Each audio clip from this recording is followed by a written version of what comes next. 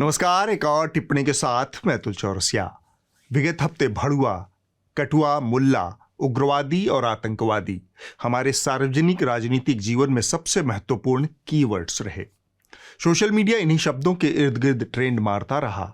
Bahujan Samaj party के सांसद कुंवर दानिश अली ने लोकसभा अध्यक्ष ओम बिरला को एक शिकायती पत्र लिखा जिसमें ये सारे शब्द प्रमुखता से इस्तेमाल हुए। दानिश अली के लिए ये सारे शब्द इस्तेमाल करने वाले संस्कारी पार्टी के सांसद हैं रमेश बिधूड़ी। अपने भाषण के दौरान उन्होंने मेरे खिलाफ बहुत ही भद्दे और गालियों भरी शब्दों का इस्तेमाल किया, जो लोकसभा के रिकॉर्ड में भी दर्ज है।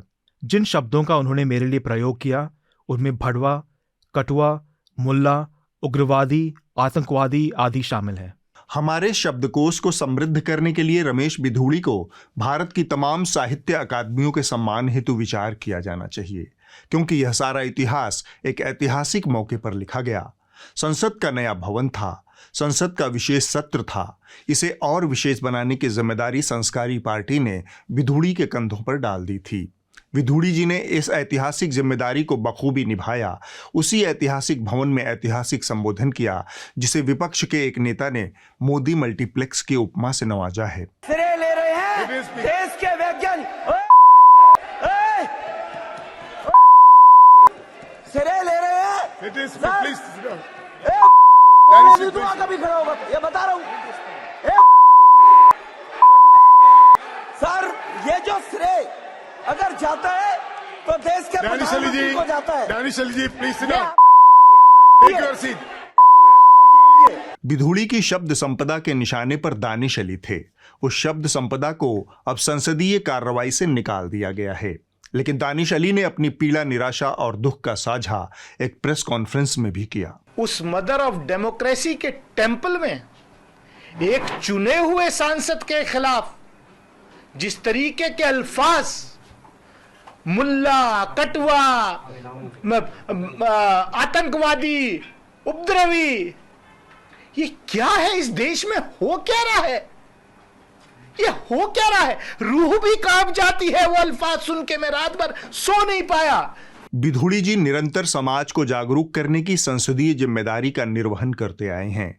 मसलन चुनाव के वक्त उनका लक्ष्य होता है कि हर घर से एक एक वोट चुन चुन कर बूथ तक पहुंचना चाहिए और चुनाव जीतने के बाद बच्चे पैदा करके वोट न बढ़ाए जाएं, यह जिम्मेदारी भी बिधूड़ी जी ही निभाते हैं। बच्चे पैदा क्यों करेंगे? सर आपके हाथ में है, बच्चे का भविष्य सर आप। फीस भी ज्यादा ली जा रही है, स्कूल तो चलवाने पहले। हाँ, बच्चे पैदा क्यों करेंगे? दरअसल बिधूड़ी जी कहना चाहते हैं कि आप उन्हें वोट उनसे पूछे बिना भी दे सकते हैं, लेकिन बच्चे उनसे पूछे बिना पैदा नहीं कर सकते। बहरहाल हम मुद्दे पर लौटते हैं जो कि दानिश अली के पत्र से जाहिर हुआ। भड़वा, कटुआ, मुल्ला और उग्रवादी जैसा मुद्दा खड़ा करके बिधूड़ी जी ने कुछ मान्यताएं भी तोड़ी हैं और इसके लिए समूचा समाज उनको कोटि कोटि धन्यवाद दे रहा है। बिधूड़ी जी देश के उस दक्षिण दिल्ली से लोकसभा के सांसद हैं जिसके निवासियों के बारे में समस्त राष्ट्र में यह विश्वास बहुत सख्त है कि यहाँ के निवासियों के गले में अंग्रेजी का एक कोल्हू फिट है। उस कोल्हू से पेर कर जो हिंदी निकलती है वह भैया को कब भैया में बदल देती है, लोगों को हवा तक नहीं लगती। भैया 1 सेकंड, भैया भैया। रमेश बिधूड़ी उस दक्षिण दिल्ली के जनप्रतिनिधि हैं जिनके बारे में माना जाता है कि वो हिंदी सिर्फ अपने ड्राइवर, मेड, हेल्पर, गार्ड आदि के लिए सुरक्षित रखती है। संस्कारी पार्टी की सरकार में इस आंग्ल भाषी धारणा को तोड़ना बहुत जरूरी था। यह चुनौती उन्होंने बहुत जिम्मेदारी से निभाई। संसद भवन में बीते कुछ साल और महीनों में एक बड़ा अच्छा बदलाव लोकसभा अध्यक्ष बिरला जी ने किया है। संसद के कैमरे या तो उनको दिखाते हैं या फिर सत्ता पक्ष के चेहरे को चमकाते रहते हैं। विपक्ष को देखने और दिखाने में उनकी कोई दिलचस्पी नहीं रही। किसी ने सपने में भी नहीं सोचा था कि कैमरामैन और प्रोड्यूसर को दिया गया यह निर्देश एक ऐतिहासिक पल को साक्षात दर्ज करने का बायस बनेगा और बिधूड़ी जी का संदेश पूरे राष्ट्र में निर्बाध फैल जाएगा। खैर, जब बिधूड़ी जी नए वाले संसद के भवन में अपने दायित्व का निर्वहन कर रहे थे, उस वक्त भाजपा के 2 अति सम्मानित वरिष्ठ सदस्य अपनी खुशी को रोक नहीं पा रहे थे। बाद में अति सम्मानित वरिष्ठ हर्षवर्धन जी ने एक बड़ा सा बयान उसी सोशल मीडिया में जारी किया जहां पर उनके मुताबिक उनका वस्त्र हरण किया जा रहा था। लेकिन संसद के एक और सम्मानित सदस्य राजनाथ सिंह ने तत्काल ही खेद जता दिया। जब हमारे सम्मानित सदस्य श्री रमेश बिधूड़ी जी बोल रहे थे तो मैं उनकी पूरी बातों को सुन नहीं पाया, लेकिन विपक्ष की बेंच पर बैठे हमारी सम्मानित सदस्यों ने कहा कुछ ऐसी बात उन्होंने कही है जिससे इनकी फीलिंग हर्ट हुई है। यदि कुछ ऐसा उन्होंने कहा है जिससे कि इनकी फीलिंग हर्ट हुई है, उसके लिए मैं खेद व्यक्त करता हूं। राजनाथ सिंह के बयान का लबे-लुआब यह कि अगर हमारे सम्माननीय विधूड़ी जी ने किसी दूसरे सदस्य का असम्मान कर दिया तो खेद मैं जताता हूं। माफियों और प्रायश्चित में अगर मगर या किंतु परंतु उसकी मर्यादा को भंग करता है। खैर, मुद्दा यह नहीं है। मुद्दा यह है कि लोकसभा अध्यक्ष ने क्या किया। सदन उनके संरक्षण में चलता है, वो सभी सदस्यों के गार्डियन हैं। यह उनकी जिम्मेदारी है कि सदन में निष्पक्षता, सुरक्षा और संवाद का स्वस्थ वातावरण रहे। लेकिन उनका पक्ष सूत्रों के हवाले से आया और इतने सख्त शब्दों में आया कि विधूड़ी जी को पसीना आ गया। लोकसभा अध्यक्ष के दफ्तर के अदृश्य सूत्र ने बयान जारी किया कि एक बार हो गई तो हो गई, दोबारा न होने पाए, हम दूसरी गलती का इंतजार करेंगे। इसके आगे सूत्र ने एक शब्द जोड़ दिया, वरना। इस वरना के आगे तर्क और कुतर्क का असीमित संसार खुल जाता है, लेकिन किसी ठोस कार्रवाई की सारी खिड़कियां बंद हो जाती हैं। ओम बिरला ने रमेश बिधूड़ी को चेतावनी दी है। रमेश बिधूड़ी ने अपशब्दों का इस्तेमाल किया था। स्पीकर ने भाषा की मर्यादा का ध्यान रखने की नसीहत उन्हें दी है। यह सोर्सेस के हवाले से अहम खबर सामने आ रही है। विधूड़ी जी को दूसरी गलती पर कड़ी कार्रवाई की चेतावनी देने वाली संसद के हालिया अतीत का आंकड़ा आपके सामने मैं पेश कर देता हूं, ताकि समदर्शी न्याय की किसी भावना में अगर आपका यकीन है तो वो लगे हाथ छिन्न भिन्न हो जाए। इसी मानसून सत्र में लोकसभा में नेता प्रतिपक्ष अधीर रंजन चौधरी को सस्पेंड कर दिया गया। उनका मामला संसद की विशेषाधिकार समिति के पास भेजा गया। इसके अगले ही दिन आम आदमी पार्टी के राज्यसभा सांसद राघव चड्ढा को निलंबित कर दिया गया। 20 दिन के मानसून सत्र में चुटकियां बजाकर विपक्ष के 4 सांसदों को निलंबित किया गया। इसी सत्र में आपके एकमात्र लोकसभा सांसद सुशील कुमार रिंकू को पूरे सत्र के लिए सस्पेंड किया गया, जबकि तृणमूल कांग्रेस के राज्यसभा सांसद डेरेक ओब्रायन सस्पेंड होते होते बचे। वोटिंग के दौरान आम आदमी पार्टी के सांसद सुशील कुमार रिंकू ने सत्ता पक्ष के सांसदों पर कागज फाड़कर फेंका। इसके चलते सांसद सुशील कुमार रिंकू को पूरे सत्र के लिए निलंबित कर दिया गया। इसी सत्र में आपके सांसद संजय सिंह का निलंबन कई और सवाल खड़े करता है। पहले उन्हें पूरे सत्र के लिए निलंबित किया गया, फिर ये कहकर उनके निलंबन की अवधि को अनिश्चित काल के लिए बढ़ा दिया गया कि उनका मामला विशेषाधिकार समिति को सुपुर्द किया जाता है और जब तक वह कोई निर्णय नहीं करती तब तक संजय सिंह निलंबित रहेंगे। यह विचित्र निर्णय है। मैं आपको मौजूदा सरकार में सांसदों के निलंबन का एक मुख्तसर सा आंकड़ा देना चाहता हूं। आप जानते रहिए, क्योंकि जानना आपका अधिकार है। जानिए कि आपकी संसद में जहां प्रधानमंत्री ने एक दिन पहले इतनी आदर्शवादी बातें कही थी, आज जब हम एक नई शुरुआत कर रहे हैं तब हमें अतीत की हर कड़वाहट को भुलाकर आगे बढ़ना है। इस स्पिरिट के साथ जब हम यहां से हमारे आचरण से, हमारी वाणी से, हमारे संकल्पों से जो भी करेंगे, देश के लिए, राष्ट्र के एक एक नागरिक के लिए वो प्रेरणा का कारण बनना चाहिए और हम सबको इस दायित्व को निभाने के लिए भरसक प्रयास भी करना चाहिए। उसी संसद भवन में पक्ष और विपक्ष के बीच किस तरह से दोहरा बर्ताव होता है, देखिए। फरवरी 2023 बजट सत्र। कांग्रेस सांसद रजनी पाटिल को पूरे सत्र के लिए निलंबित किया गया। उनका निलंबन मानसून सत्र लगभग बीतने के बाद खत्म किया गया। जुलाई 2022 मानसून सत्र। राज्यसभा में विपक्ष के 19 सांसदों को एक हफ्ते के लिए सदन से निलंबित किया गया। ये सांसद सदन में महंगाई और जीएसटी की दरों में बढ़ोतरी पर बहस की मांग कर रहे थे। इसी सत्र में लोकसभा में कांग्रेस के 4 सांसदों मनिकम टैगोर, राम्या हरिदास, टीएन पार्थप्पन और एस ज्योतिमणि को पूरे सत्र के लिए निलंबित कर दिया गया। नवंबर 2021 शीतकालीन सत्र। इस सत्र के पहले ही दिन राज्यसभा से 12 सांसदों को निलंबित कर दिया गया। इन सांसदों के ऊपर कार्रवाई इनके पिछले सत्र में किए गए असंसदीय आचरण के लिए हुई, क्योंकि इस वक्त 3 किसान बिलों को लेकर संसद में हंगामा था। वही 3 किसान बिल जिनके लिए प्रधानमंत्री ने कहा था कि शायद हमारी तपस्या में ही कोई कमी रही होगी, जिसके कारण दिए के प्रकाश जैसा सत्य कुछ किसान भाइयों को हम समझा नहीं पाए। सितंबर 2020 मानसून सत्र 8 राज्यसभा सांसदों को निलंबित कर दिया गया। आरोप था कि ये सांसद असंसदीय आचरण कर रहे थे।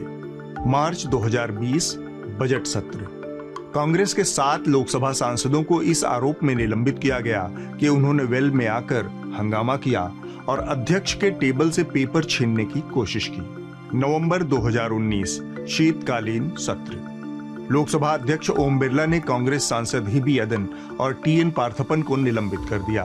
ये सांसद महाराष्ट्र में भोरे भोरे राष्ट्रपति शासन हटाकर देवेंद्र फडणवीस और अजित पवार को शपथ दिलाए जाने का विरोध कर रहे थे। यानी 4.5 सालों में कुल 57 सांसदों को निलंबित किया गया। कहने का मतलब ये कि जिस तरीके से यहां बीते 5 सालों में निलंबन बढ़ता रहा है, उसके मद्देनजर बिधूड़ी जी का कारनामा और उन्हें दी गई चेतावनी निराशा और आशंका पैदा करती है। हमारे बिरला जी समदर्शी न्याय में यकीन रखते हैं या नहीं हमें नहीं पता, लेकिन संसद में संसदीय प्रक्रियाओं के तहत विरोध और संसद में गाली गलौज की सजा में कुछ तो अंतर होना ही चाहिए। कोई तो ऐसी लकीर खींचे जिससे अपराध और अपराध की प्रकृति में अंतर स्थापित हो। संसद में कुछ चीजें होती हैं और कुछ होते हुए हमें बताई जाती हैं। मसलन रमेश बिधूड़ी ने जो किया वह उस कैटेगरी में आता है जहां चीजें होती हैं, हमारी नंगी आंखों के सामने होती हैं। लेकिन पिछले सत्र में राहुल गांधी ने फ्लाइंग किस दी, यह बात हमें बताई गई। इसका कोई सबूत नहीं है हमारे पास, बस एक मीडिया है और प्रोपेगेंडा का एक ताकतवर संगठित तंत्र है जिसके जरिए आपको यह बता दिया गया। और हम जिस दौर में रह रहे हैं वहां पर बताई गई बात अंतिम सत्य होती है और हमारी नंगी आंखों के सामने जो होता हुआ दिखता है उस पर संदेह पैदा किया जाता है। यही इस समय का सत्य है। जब राहुल गांधी के ऊपर फ्लाइंग किस के तथाकथित आरोप लगे थे, तब हुड़कचुल्लू मीडिया ने किस तरह से इसे महिला अस्मिता और अश्लीलता का प्रश्न बना दिया था। It is only a misogynistic man who can give a flying kiss to a parliament with seats female members of parliament. आरोप है कि राहुल गांधी ने आज लोकसभा में सांसदों को एक flying kiss the. Rahul Gandhi has started blowing kisses in parliament. Today, again after his speech, he allegedly blew a kiss at the treasury benches, some say to the speaker, opening himself up for criticism, though this was not something that the broadcast cameras caught. इस शोर को सुनकर राहुल गांधी पीछे मुड़े और flying kiss किया और फिर सदन से चले। यानी ये बात सही है कि सदन में राहुल गांधी ने फ्लाइंग किस किया। In 2018 he was winking and hugging. Now in a very crude and cheap and vulgar act, he has blown what is colloquially called a chumma. चुम्मा। और जब बिधूड़ी जी ने हमारे शब्दकोश को समृद्ध किया, तब बहुतेरे चैनलों पर आयोजित होने वाली मुर्गा फाइट स्थगित हो गई, खासकर प्राइम टाइम पर। कुछ ऐसे स्वनामधन्य घोघा बसंत चैनलों की एक सूची हमने बनाई जिन्होंने बिधूड़ी जी के संस्कारी ज्ञान पर प्राइम टाइम से ही परहेज कर लिया। बिधूड़ी जी का ऐतिहासिक संबोधन 21 सितंबर की शाम को हुआ। 22 सितंबर को पूरे दिन यह मसला देश भर में चर्चा बटोरता रहा, लेकिन कुछ एक घोघा बसंत चैनलों के प्राइम टाइम पर इसे चर्चा तक न मिली। उन घोघा बसंतों के नाम जान लीजिए जिन्होंने 22 सितंबर को इस राष्ट्रव्यापी शर्मिंदगी पर प्राइम टाइम शो से परहेज किया। न्यूज 18 इंडिया, टाइम्स नाउ नव भारत, जी न्यूज, न्यूज नेशन। देश के नंबर 1 चैनल आज तक ने इसे 10 बजे के शो में चलाया। यह साधारण न्यूज सेंस का मसला है, जो खबर सबसे ज्यादा चर्चा में है उसे प्राइम टाइम में शामिल किया जाए, खासकर जब सारी टीवी पत्रकारिता ही चोंच लड़ाने में आत्मनिर्भर हो चुकी है। लेकिन ऐसा नहीं होता। इसकी वजह बहुत अहम है। इतने बड़े बड़े चमकीले तड़क भड़क वाले चैनलों और एंकराओं के भीतर जो आत्मा है वो मर चुकी है। किसी मीडिया संस्थान की आत्मा होती है उसका न्यूज रूम। वो न्यूज रूम मर चुका है। उसकी स्वायत्तता सरकारों और कॉरपोरेट के विज्ञापनों के गुलाम है। विज्ञापन आधारित पत्रकारिता ने न्यूज रूम की स्वायत्तता को खत्म कर दिया है। हमारे मीडिया को एक नए मॉडल की जरूरत है जो विज्ञापन पर निर्भर न हो। न्यूज लॉन्ड्री इसी तरह का एक नया मॉडल है। यहाँ आप यानी इस देश के नागरिक पत्रकारिता में निवेश करते हैं। हम किसी तरह का विज्ञापन नहीं लेते। हमारे सब्सक्राइबर हमें पत्रकारिता करने की ताकत देते हैं। आप भी इस सफर में हमारा सहारा बनिए। न्यूज़ लॉन्ड्री को सब्सक्राइब कीजिए और गर्व से कहिए, मेरे खर्च पर आज़ाद हैं खबरें। पिछले हफ्ते भारत कनाडा अचानक से आपस में भारत पाकिस्तान हो गए। पहले आप पूरी क्रोनोलॉजी समझ लीजिए। पहले कनाडा के प्रधानमंत्री जस्टिन ट्रूडो ने अपनी संसद को बताया कि भारतीय मूल के कनाडाई नागरिक हरप्रीत सिंह निज्जर की हत्या में भारत सरकार शामिल हो सकती है। इसके बाद वहां की विदेश मंत्री ने भी वही बातें एक प्रेस कॉन्फ्रेंस में दोहराई।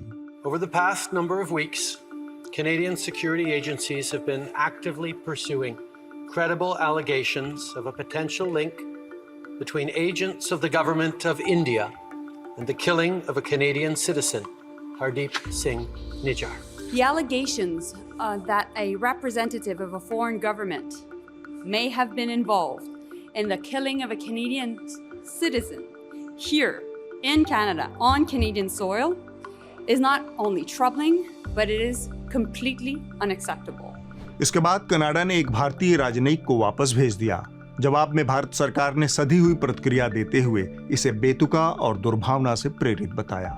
लगे हाथ भारत ने भी कनाडा के एक राजनयिक को देश निकाला दे दिया। साथ ही कनाडा की यात्रा करने वाले भारतीय नागरिकों के लिए एडवाइजरी जारी कर सतर्क किया कि उन्हें कनाडा में निशाना बनाया जा सकता है। लगे हाथ भारत ने कनाडा में वीजा सेवाएं निलंबित कर दी हैं। ई वीजा सेवा भी बंद कर दी गई है और भारत ने कनाडा से अपने राजनयिक अमले में कटौती करने को भी कहा है। इन तमाम प्रतिक्रियाओं से अलग एक बेहद महत्वपूर्ण घोषणा भारत ने की।